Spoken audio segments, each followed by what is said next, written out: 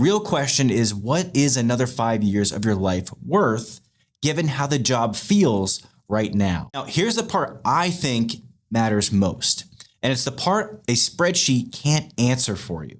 This isn't really a money decision here. Based on her plan, Lisa can afford to retire at 57. The real question is, what is another 5 years of your life worth given how the job feels right now? And I found this is where most people actually get stuck. Maybe you're burnt out. Maybe the feeling at work isn't the same after some big reorganization has taken place. Maybe your spouse or your parents are dealing with health issues, or you've got grandkids you want to travel with while you've still got the energy to keep up.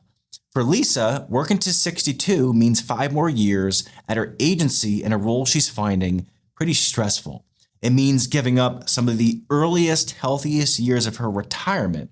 And it means less time with John before he's also retired and ready to go. So I've seen people work an extra 5, 7, even 10 years just to reach a higher monthly number. And then by the time they finally retire, their health has slipped to the point where they can't do the things they always pictured themselves doing. That's the trade nobody puts on the spreadsheet, right? So the real question is, given how your job feels right now, are those 5 years better spent at the agency or with the people you care about most? Now, there is also a middle path I like to put on the table here, because this isn't an all or nothing decision. If you're torn between the math that leans toward working to age 62, but your gut says you don't want to work that long and would prefer age 57, retiring somewhere in the middle between like 60 can be worth running the numbers on.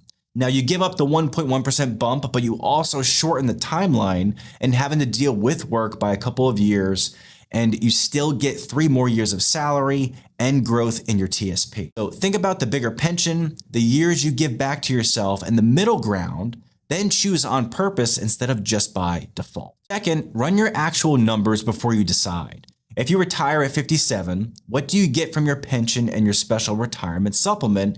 And is there a gap you'll need to fill from your TSP until Social Security starts? If you work to 62, what does that look like? And is it worth the 5 years to you? Third, don't decide on the math alone. Think about your time, your energy, your health, and the people you want to spend your time with. The math is only half of the picture.